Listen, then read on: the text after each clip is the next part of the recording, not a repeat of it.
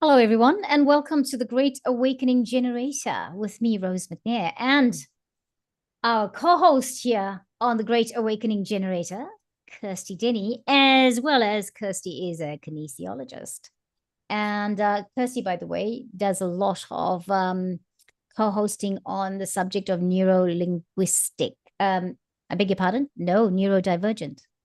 Neurodiversity. Yeah, No, yeah. neurodiversity. Welcome. How are you, Kirsty? Yeah, I'm doing well, thanks. It's that kind of busy, crazy time of year, but we're gliding through it as best we can. Yeah. I like that you're gliding to it. And thank you so much that despite it being that time of the year, that you are, you made the time to talk to me. Oh, yeah. Always a pleasure. It is nice to talk, right? And I want to Yeah. say thank you so much for hosting some of your or doing some of your recordings of shows that you did with Soraya for the neurodiversity topic. Whilst I was busy with my project, at least we had something going here on the Great Awakening Generator. And yeah, so thank you. I appreciate that. Yeah. Yeah, it's been fun, and I've got a couple more um ready to go. So Okay. yeah, it's really interesting just looking at this topic, which it shouldn't, like many things, it actually shouldn't be controversial because we should be able to discuss things and look at them from all different angles. Yeah.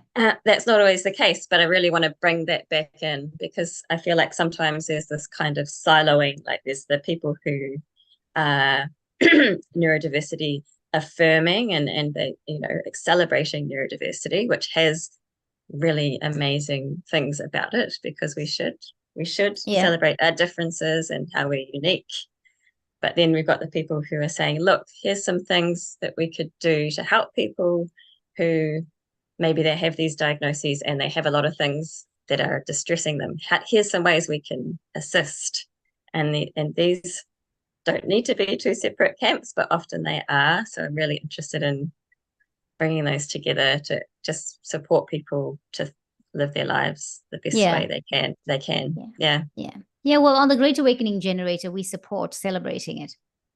And this is why we are talking about it. This is why you're doing what you're doing, right? And I feel like when that came to me that I should do that, it was more about saying, well, bring it to the forefront because these people that are deemed to be neurodiverse or fall in the category of neurodiversity, they are such special people. If you see them from the perspective of higher self and fulfilling the purpose on the planet, they are amazingly gifted, special people. We just humans don't have the capacity to adjust. The majority of us that are not not deemed to be neurodiverse don't seem to have the capacity to accept that behavior or the lifestyle or the choices that they make, and that's not very inclusive. That's not love, is it? I think that's really shifting though. Yeah, good, Yeah. good. Yeah. I would think, given all the light coming down onto the planet at the moment, given that people who are deemed to be neurodiverse have come to play a special role on this planet in its ascension process and awakening for humanity, that if it hadn't started to change now, I would be questioning what, you know, Mm. come on, how long more do we have to go in this journey of awakening then? You know, um, Yeah. because, yeah, Yeah. I would point out like that's true. I think it's true personally that the people who present very differently or somewhat differently are here for a reason. And it's to show us things and to catalyze change and to show where things aren't congruent. yeah, So that is special, but it doesn't mean better than in any way. So absolutely not. there's always a danger of with any category that the people within that category fall victim to you know Yeah, I'm pre- better than pre- you. We are I'm higher than you. presenting either as victims or as somehow better than. So we're all Yeah, divine beings of light, and then certain different groups of people have a different Yeah. role to play. Yeah, Yeah. very Yeah. important for us to remember that, because you know, that this is a theme at the moment, right? I know we weren't going to talk about this, but I'm just going to say this is a theme at the moment, like, where we're starting to recognize that people, they're doing some really extra special stuff. Extra special in the sense that they're doing stuff we wouldn't think about. They're doing like, and I'm not even speaking about people, neurodiversity. I'm not talking about that at all, but I'm talking about it in general. Mm. We've had to do all the awakening and all the meditations and all that work we've been doing in ourselves should get us to this point where we realize that person's there doing that. And just because they're doing that doesn't make them better or more valuable than us. The universe does not have favorites. Mm. You know, I believe the universe doesn't have favorites. I believe that all of us are favorites. Doesn't have a few favorites. All of us are favorites because they have so much love. We've here, you know, think about how much we've come to do here on the planet. Like, you know, there was a time when I would feel, oh my gosh, I'm here and I've done this and I'm gonna, you know, because you go through that phase as you're awakening, right? Oh, so that's who Mm. I am. Oh, I've wow. got to, yeah. What's my purpose? Like, as if there's one purpose for you, and I That's must right. fulfill it. That's a bit of a That's right. trap. A Yeah, trap. yeah. Yeah. It's another trap of segregation, or to say, well, I am unique, and we are all unique in everything that we bring to this planet. Somebody has been, I've been hearing more and more intuitive teachers say, everybody that's here chose to come here. I was reading something that Diana Cooper put out, and she said, we were all seventh dimensional, and we chose to come to the lower dimensions. Now, that's something, right? Because who would have thought we were all seventh dimensional? It's either in the book, in the dragon book, or it's in the cards that we were all seventh dimensional. And I imagine now when we say to people, when we look at people who are operating from what we deem a low vibrational space, even that person is teaching something. Even that person is acting out what the soul needs to act out. And I know that it's not nice, some of the things that is there, but everything is relative and relevant, right? That's right. If you go back to that whole, like, we're all fractals of the one, or the whatever you want to call Yes, it, or yes. whatever you want to call it, The and we're monad. yes, and you know, you've got kind of like old souls, but in reality, it's like if time's not a line, what even is that? We're all And eternal. also, We're all eternal beings. that's So right. yeah. Yeah, that's right. So you know, I like this concept that the planet is ascending. She's Mm. ascending whether we like it or not. And so what are we choosing to do? Are we ascending with her, or are we going to stay in those lower dimensions that she's not in? Mm. Right? And we've come for the my belief is that we've come for the ascension process, and we've tried it many times. This time we are there's a very distinct look and vibration or feel that I get. More people are choosing that higher purpose, or I don't know if you can say higher purpose, but that frequency that's going to take us into the fifth dimension. And Mm. I mean, if we're seventh dimensional beings, if all of that is true, and we chose to come to Earth, which was in a lower dimension, right, third dimension, then there's nothing to fear in terms of the soul, because it knows what it's like to be in those higher realms. And Mm. we have been going, my understanding, and I think this could be really right, because it's how it sits with me. We've flipped between the dimensions. We've gone to 12th dimension. We've done that. Sometimes we've been there for whatever reason, in whatever form we've been, you know. So I think personally that I like that you like what you've highlighted, that there's no one more special than the other. Why Mm. we have situations where some people are highlighted, like people with if falling into neurodiversity, is because of how we've received them here, with lack of understanding, or because we're so programmed with the norms of the third dimension. And so as soon as somebody doesn't fit in that, okay, something's not quite right with this person, because, and this is part of our, they have become, this has become so apparent in our lives right now, because we're starting to see that it's part of the awakening process. It's not, you know. So Yeah, yeah. They've come to shake things up, and it's interesting, some people say there's been a kind of an epidemic of diagnosis of autism, for example. And now and it's because autism isn't actually a clear-cut thing. It's actually not. It's just a collection of traits. And humans like to categorize and put a blob box around around it. something. And Yeah. and that can be really helpful. And now it's getting to the stage where it's blurrier and blurrier because the definition of what autism is expanding, and Yeah. it is really hard to say where's the line between someone who is this or is not, because it's just a construct. Yeah. But what I find really interesting about that is that so there's more people who would say, yes, I'm autistic.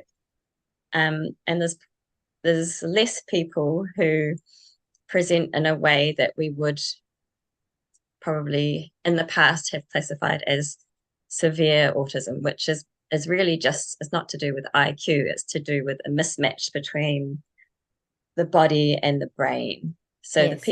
the people who have trouble communicating because they're apraxic, so their brain's doing one thing and they can't get it to align with their body. Now we know more about that because they can communicate with devices and say, like, actually, this is what's going on with me.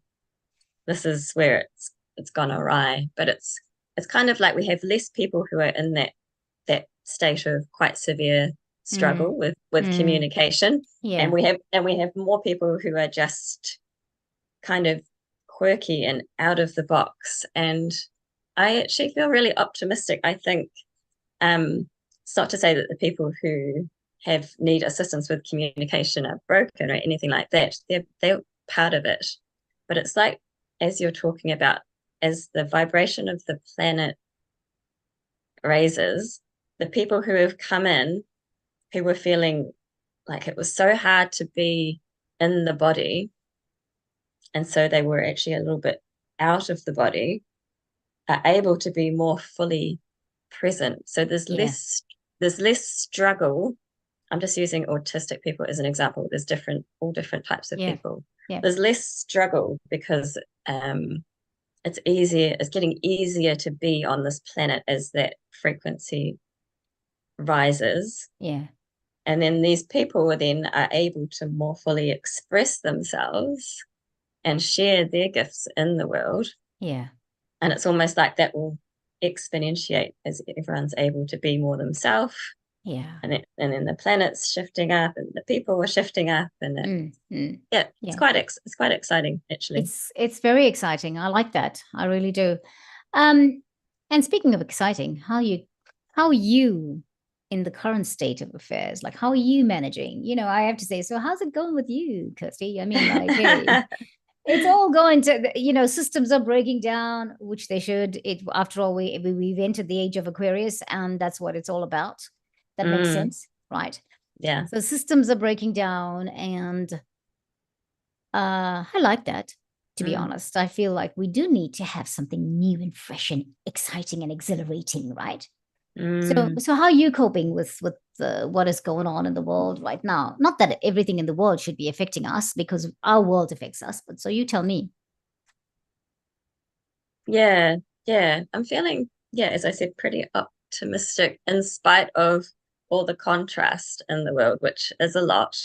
And it usually is a lot. And often the key factor is how much are we seeing it? How much are we noticing it?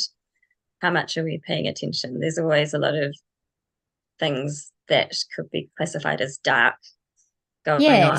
And so to me, it's like, oh yeah, okay, so it's coming to the surface so we can see it and we can shift into something new. And my younger self would have been probably very because I'm very kind of hyper empathic, very emotional and overwhelmed.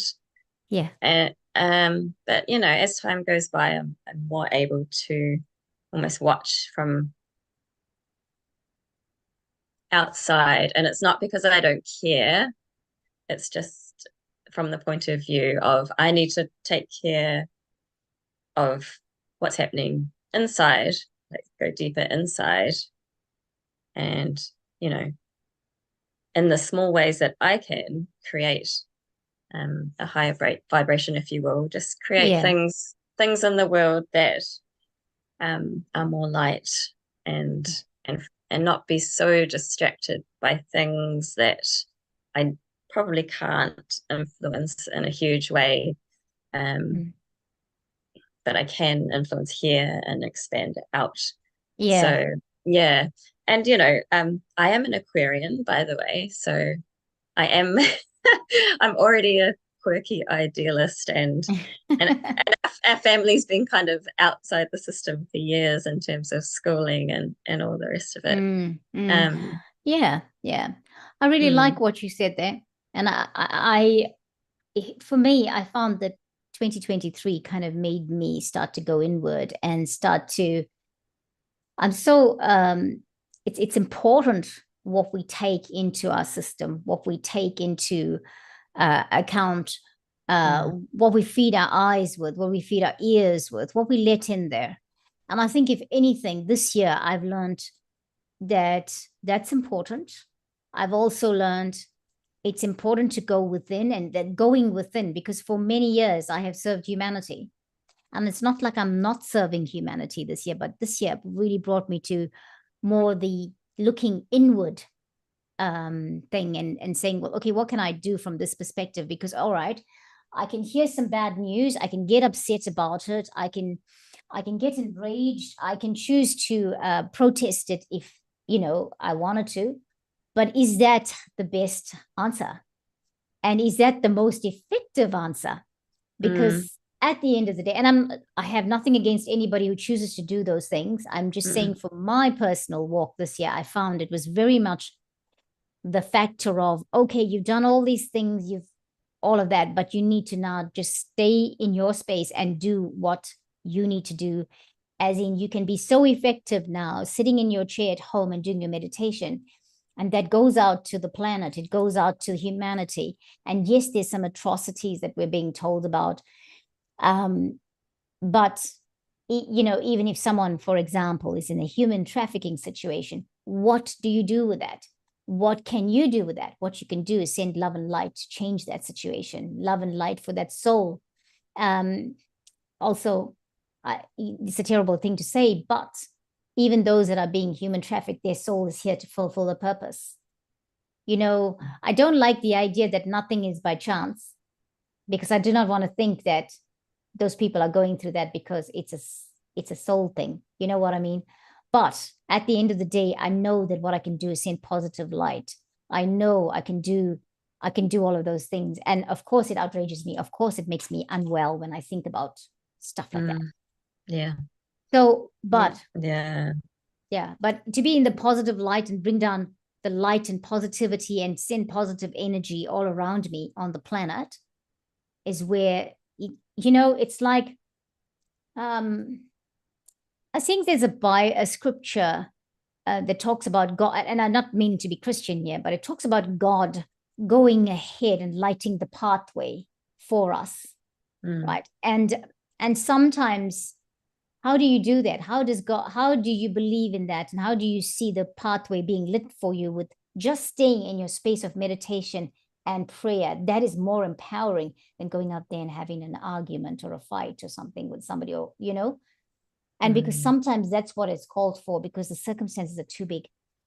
So sorry, I digress, but yeah. No, yeah, because it's a big topic. It's like Very when big to topic. take when to take action, and when to go within, and it's different for everyone, and we've all got our Definitely. roles to play in different Mm, mm. ways. Yeah, yeah. Mm, And it's really a time of what action will you take, right? Because you see, there's a lot of that coming out at us, right? This is happening. There's a lot of revelations of things coming out. mm, So what are you going to do?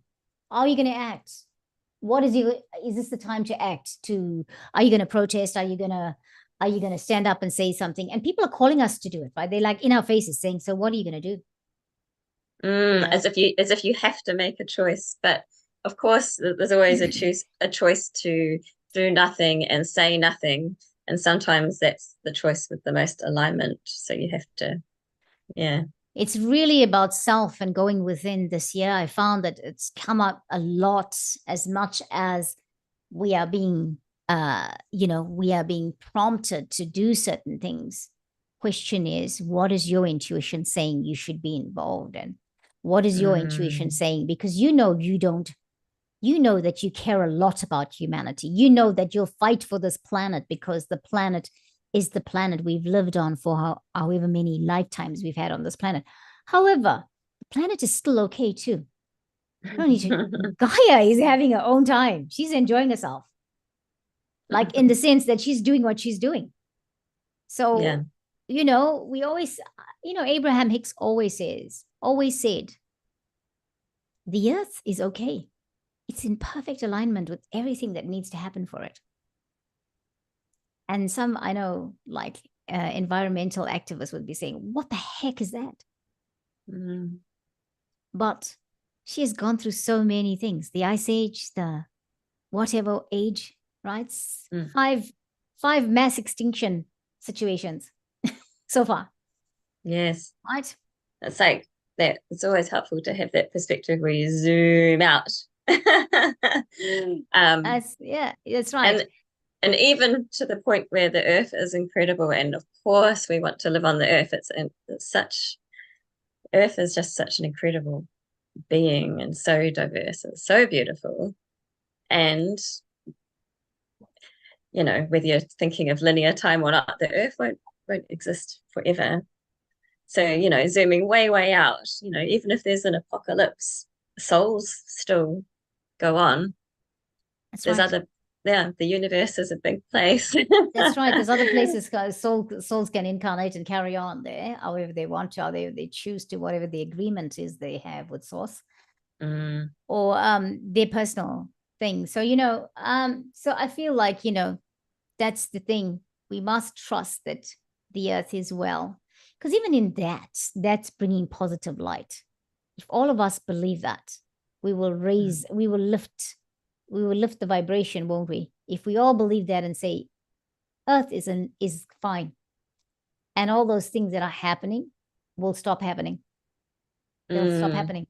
I know it's hairy-flairy what I just said. No, but it's like the collective belief system is powerful, and the collective consciousness. And that's not like you're saying stop recycling and No, I'm not saying any of that. I'm not saying any of that. Stomp on some saplings. No, not of course it's not. Like, do those small actions to physically care. That's right. Yeah. But that overarching belief system is very powerful. Yeah, we have a responsibility to live responsibly on this planet.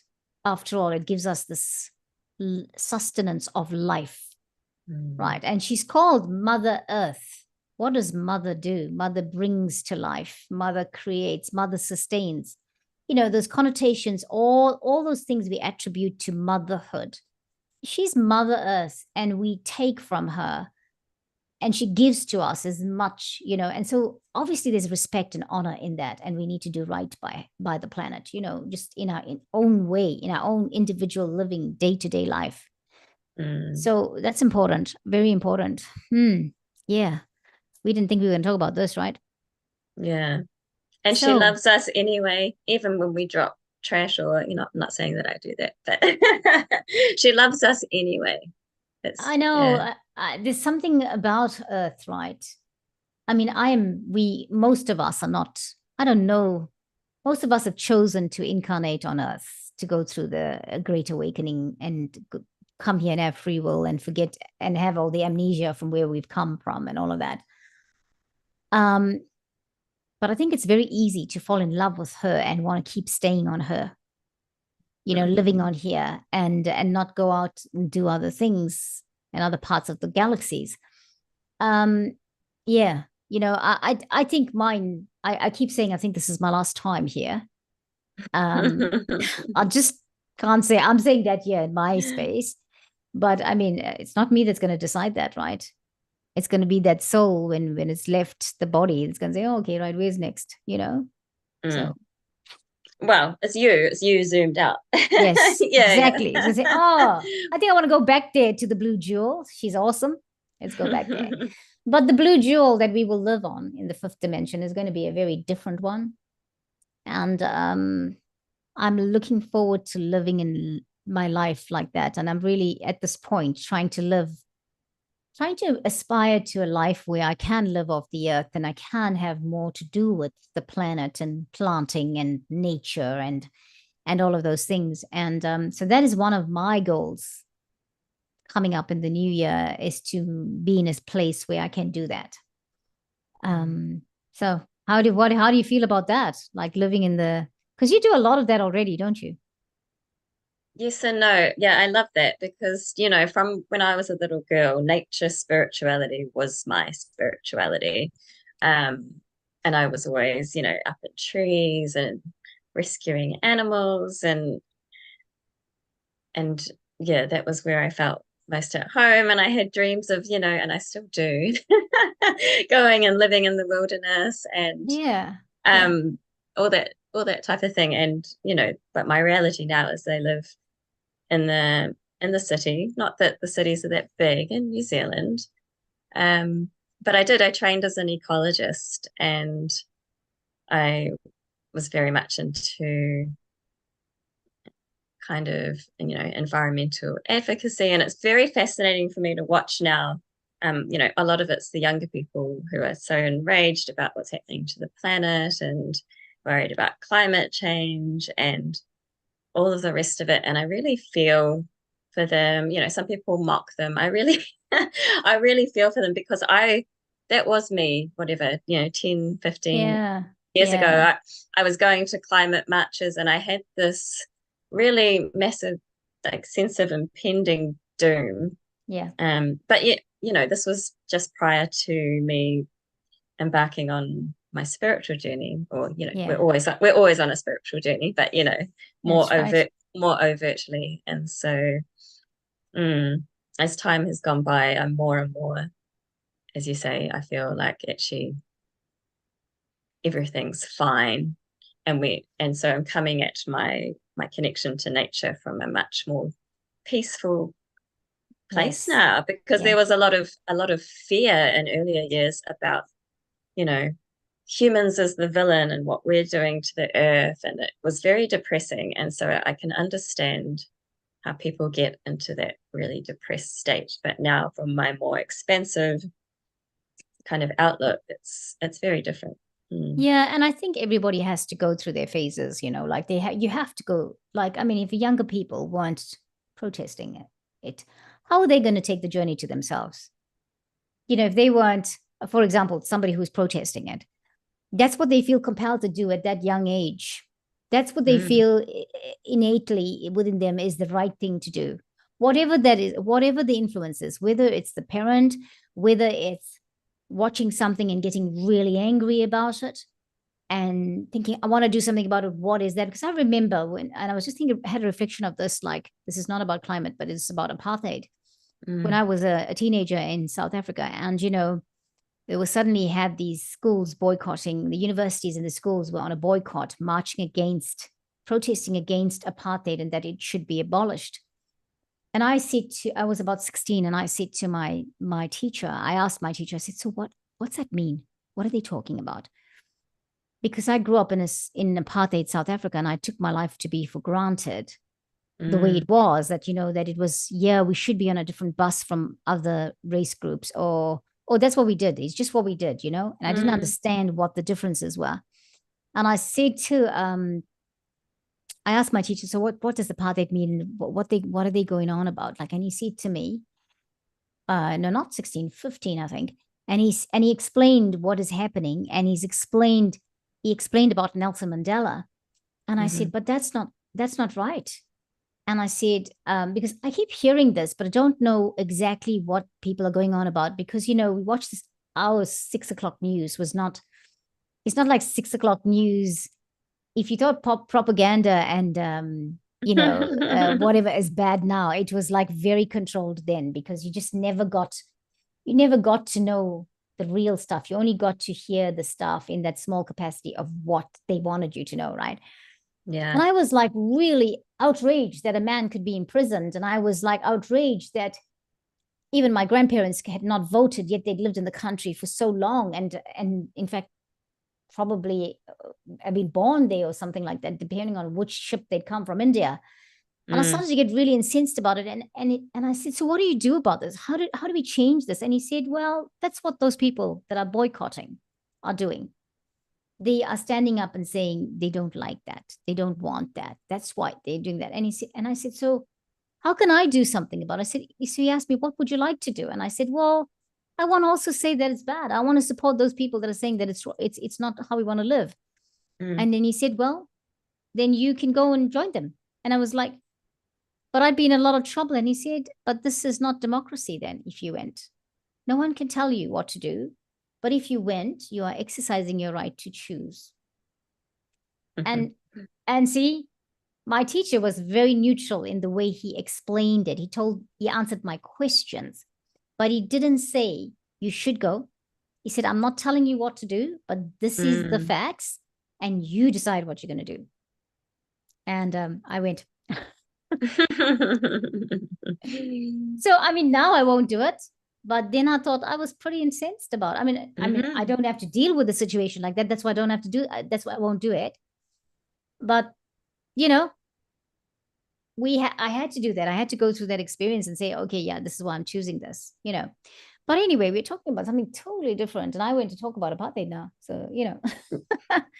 Yeah, Kirsty, it's all a journey. Yeah, it's a journey. Yeah. And we need to respect everybody, especially the younger ones. You know, they are the future. And let's face it, they've had a raw deal when it comes to growing up. I don't know what I would have done. It's a very confusing time, and there's a lot of drama, and and it takes time. Like as children, you have your own thoughts, but you're heavily influenced by the people around you. Absolutely. And it takes time to come out of that and figure things out. So give them grace for sure. Very important to give them grace. And, you know, I know a lot of people are like older people or people saying, oh, how dare they speak to us like that? They have no respect. And, you know, we are dealing with a different generation of people.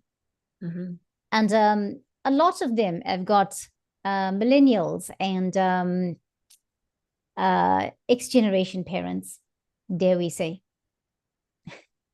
And, you know, if you know anything about X-generation people, they seem to have broken that mold of conformity. No longer do you find people in that generation, X-generation, don't stay in jobs for 30, 40 years necessarily. If they do, it's a surprise. Yeah. So definitely they've been brought up and brought into the world by people who have decided transformation was necessary, change, breaking the mold of how we did things with the baby boomers needs to change. We're not going to do that. We're going to say, no, I have a choice about that job that you're giving me, that you're slave driving me at. I'm going to leave it because there's many other jobs I can get. So anyway, you know, we must support young people. They've had a really raw deal, I feel. They have not been allowed to be their age and live life. Yeah. So, Kirsty, how about what you've been doing some meditations where you're taking koha sometimes? You've been offering this you've been offering this open platform for meditation, I think, right? Tell us about that.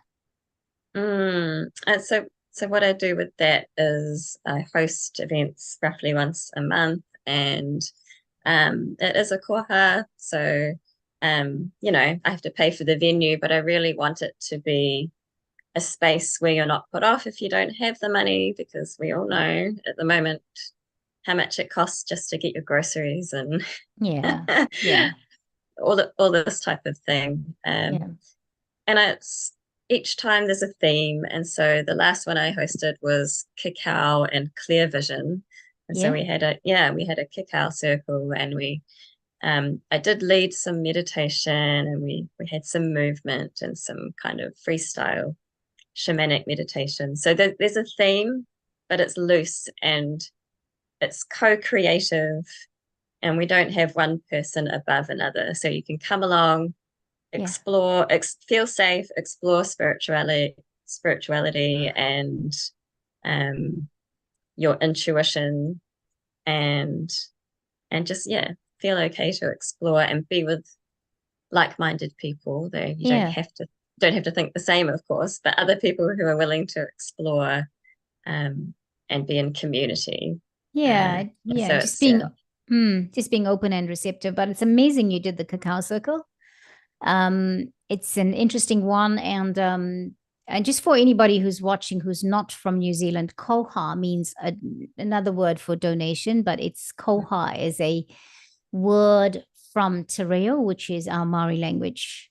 So this is the way I understand koha. You understand koha like that too? yeah, of course. So Yeah. it's like an offering. Offering. Yeah. Yeah, not donation, offering. It's an offering of yeah. And wow, I'm just amazed because I know what some people what's involved for some people to do a cacao circle, and the cost that they would charge out for that. So Kirsty, thank you. Mm, Thank you for mm. your generosity and love to humanity, because that's what that is, really, you know. Yeah, so you're getting a lot of response to that? Sometimes. So what I do is I just get an idea about a theme, I schedule it, and sometimes it's me and two other people, and sometimes it's maybe 10 people. Wow. Yeah. And I just go ahead regardless, and and I just love being there and being with other people. And Thank you for that, because that's yeah. really good, because that's you going with your intuition. That's you going with it. Your guides are saying, your gut is saying, your intuition is saying, this is what we need to do. You're just following through and you're being faithful to that voice within. So that's really it's a blessing. And Ah, it's a sharing thing as well. So sometimes I bring in co-hosts, so people who have other things to offer, whether it's energy work or sound healing yeah. or yeah. And just having the experience of that, right? Just having the experience of that. Are you having one again before Christmas? I'm not. So I looked at it and I thought, oh, it's just a really busy time of year. So I'll recommence that next year. Okay. Yeah. When you have your Yeah. next one, just give me some ample notice in advance. I might come along to Mm, it. I might mm, I might do something too if you feel guided to ask me. yes. Yeah. Yeah, Okay. that'd be And that'll great. be good. That will be good. I am sort of having a hiatus away from the light, well, just not doing light language at the moment.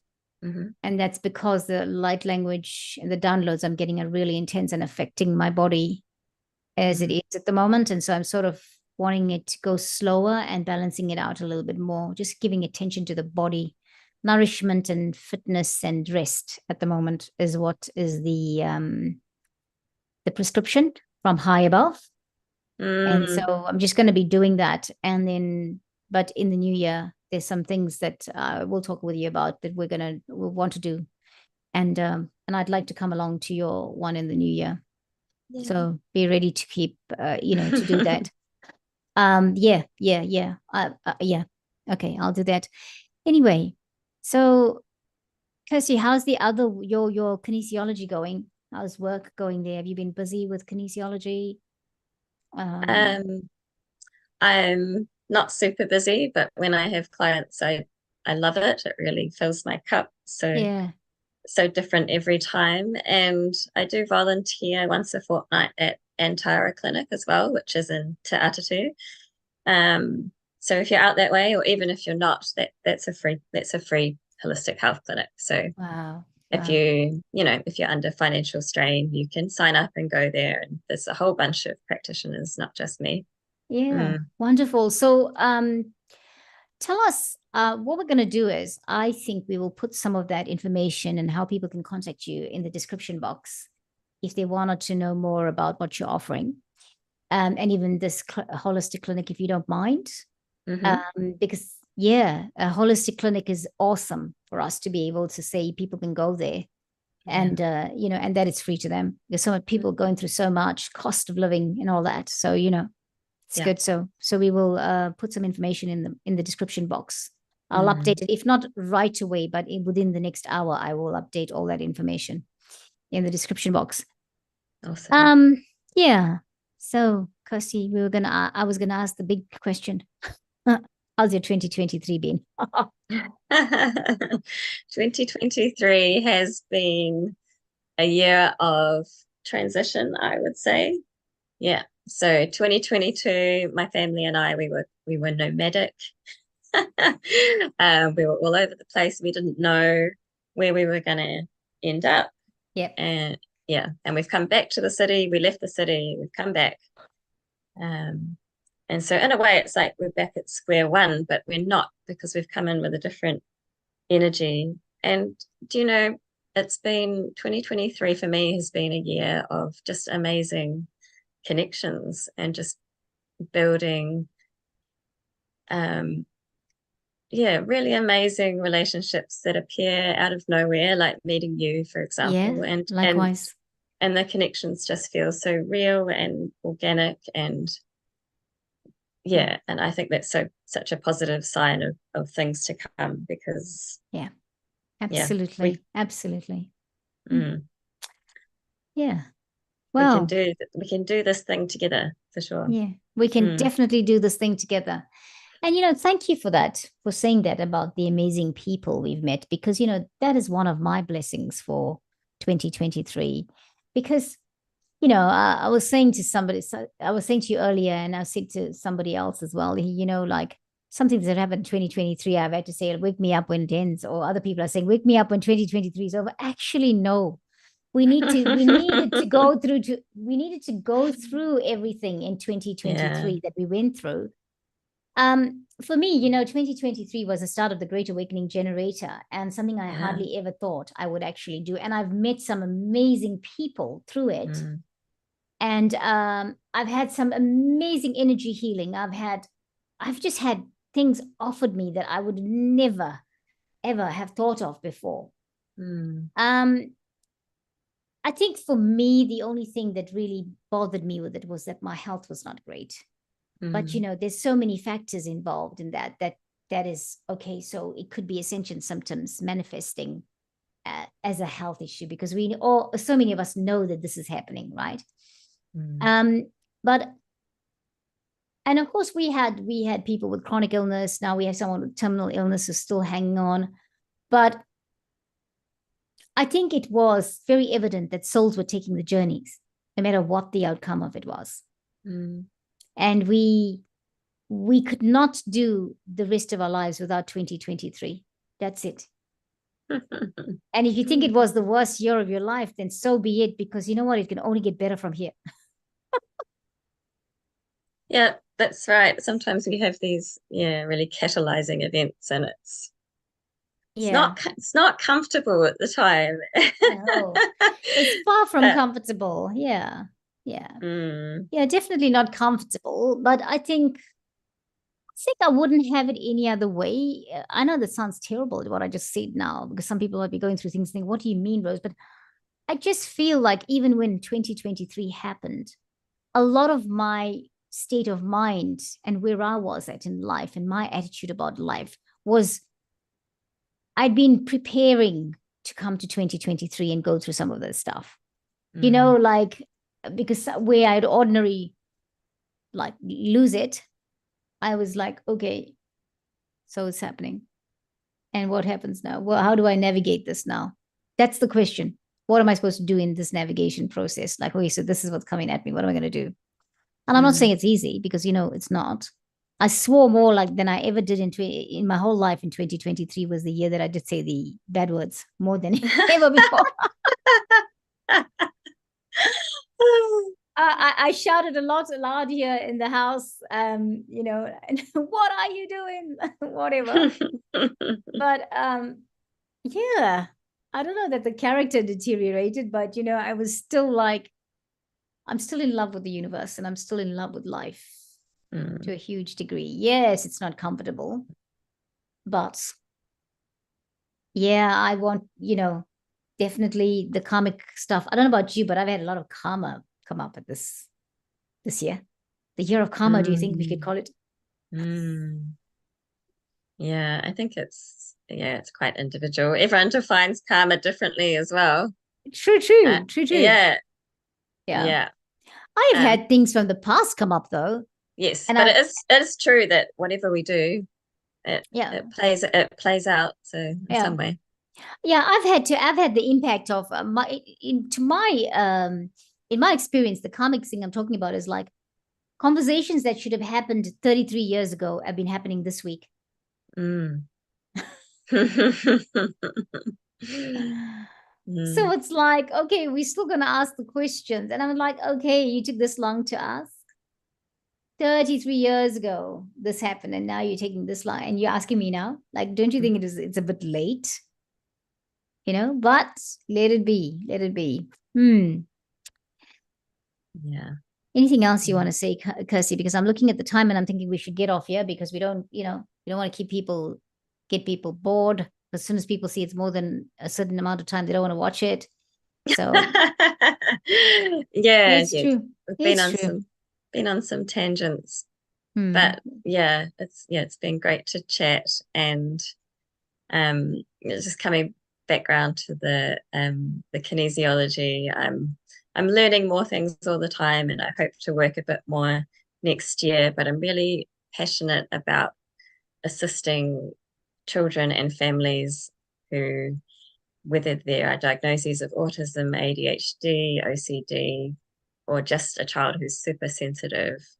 That's something I'm really committed to learning and assisting with, catalyzed by my own family experience. So yeah, even if you just want to be in touch with me just to talk about your experience, I'm really open to that.